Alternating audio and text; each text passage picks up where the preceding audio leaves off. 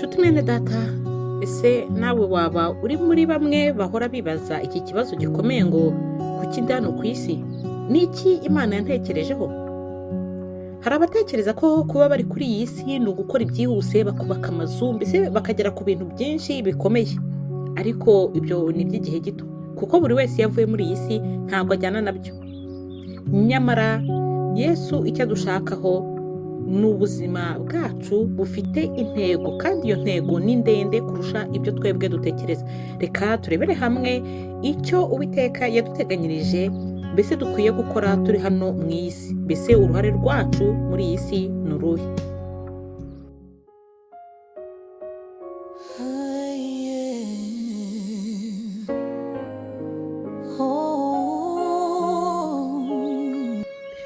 Uruhare rwacu rwa mbere rukomeye ni itegeko Uwiteka yatanze rikomeye kurusha ayandi yose. Riri muri Matayo igice cya 22 umurongo wa 37 dusozereze kwa 39.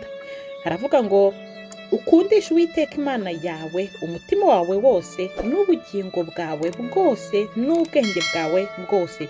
Iryo ni ryo tegeko rikomeye ry'imbere.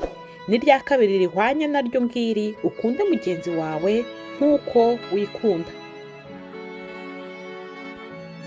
Ibyo wakora byose kuri iyi si ugerageza kwerekana ko uri umuntu mwiza kandi utari we, udafite urukundo muri wowe, ntacyo biba bimaze. Kuko iri ni ryo tegeko rya mbere rikomeye kurusha ayandi. Ni ugukunda Uwiteka kandi ukamukundisha ubwenge bwawe, ubugingo bwawe, umubiri wawe, mbese buri kimwe cyose. Ese waba usobanukiwe gukunda Uwiteka ukamukundisha ibyo byose icyo bivuga? Ni ukuvuga ngo umubiri wawe ukawumwubahisha, mbese ibikorwa byose ukora, ubugingo bwawe bukamuhimbaza, muri wowe ukajya ukora ibikwiriye, ibyo akunze kandi yishimira. Ugakunda mugenzi wawe nk'uko wikunda, kuko Imana ijya kuturema yaturemye mu ishusho yayo. Iyo ukunze rero mugenzi wawe, ni ukuba weretse Uwiteka ko umukunze. Urumva ko icyo ni cyo kintu cya mbere Uwiteka adushakaho, ni rwo ruhare rwacu rwa mbere muri iyi si. Icya kabiri ni uko dukwiye gukurikira Yesu. Gukurikira Yesu bigira impinduka mu buzima bwacu. Icyo bidusaba ni ukwihana no guhinduka. Mbese tugomba kwiyambura umwenda w'ibyaha, tukambara ubugingo bushya. Mu Baroma igice cya 12 umurongo wa 2 haranditse ngo kandi ntimwishushanye n'ab'iki gihe, ahubwo muhinduke rwose mugize imitima mishya, kugira ngo mumenye neza iby'Imana ishaka, ari byo byiza, bishimwa kandi bitunganye rwose. Ngo ntimwishushanye n'ab'iki gihe. Vuga ngo ab'iki gihe bafite ibyo bakurikiye bararikiye, ahubwo mwebwe nimwambare umwenda mushya, mwiyambure wa mwenda w'ibyaha. Ibyo rero nicyo Uwiteka aba dushakaho nacyo gukora muri iyi si, kubera ko uko twe tugaragara dukwiye kumwakira, tukagenda tukambara umwenda mwiza, bituma n'abandi nabo bahindukira. Tuba dukwiye kwemerera Umwuka Wera akaba ari we utuyobora. Mu by'ukuri nta mbaraga zacu tuba dufite twebwe ubwacu, kuko twiyo dushatse twirwanirira mu buryo nyine twatekereje nkatwe, kandi twe ntitureba n'ejo hazaza.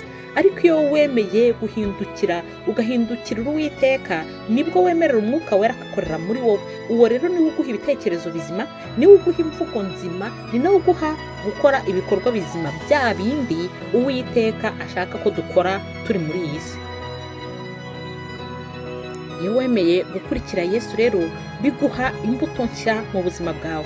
Niho ugira za mbuto z'urukundo bavugaga hejuru, ukagira imbuto z'ineza, mbese ukagira gukora ineza, ukagira imbuto z'ubwitonzi, n'imbuto z'ubutabazi, n'imbuto zo kubabarira. Mbese wera imbuto zikwiriye abantu koko bihannye bari gukurikira Yesu.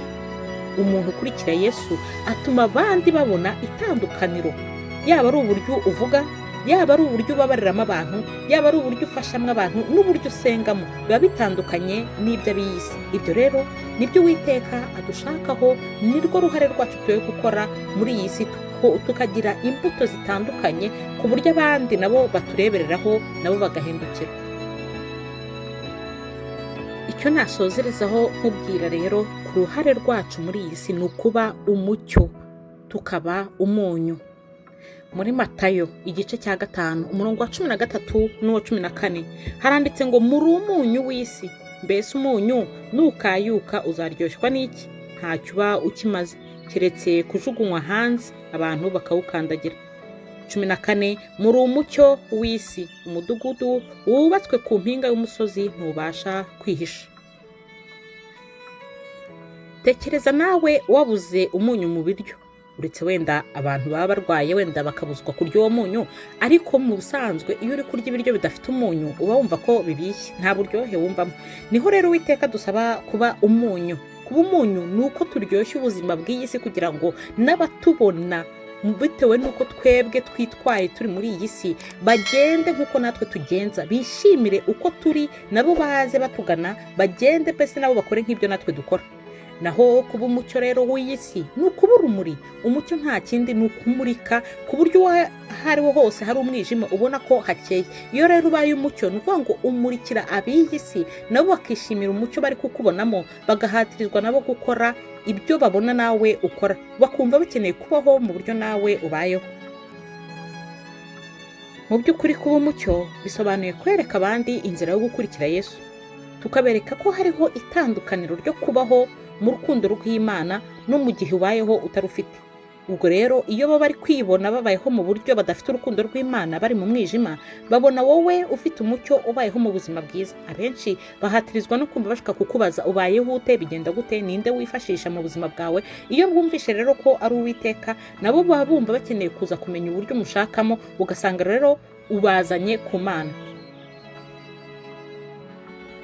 Nshuti mwene data, muri make icyo nakubwira nuko tutari hano ku isi ngo tubane gusa nk'abantu n'abandi bose nyine uko ufite ukubanye n'abandi, ahubwo turi hano kugira ngo twereke isi yose urukundo rw'Imana, kugira ngo Uwiteka yigaragarize muri twe, mbese tugaragaze impinduka Yesu azana mu mitima yacu, kandi tube intumwa z'ubutumwa bwiza mu isi yugarijwe n'umwijima. Kuko iyo ubikoze utuma nyine uwo ari we wese abona uburyo ugendamo, akabona nibwo bwiza kurusha uburyo yagendagamo, akifuza nyine kugenda mu buryo bwawe. Icyo gihe rero uba umuzanye ku Uwiteka.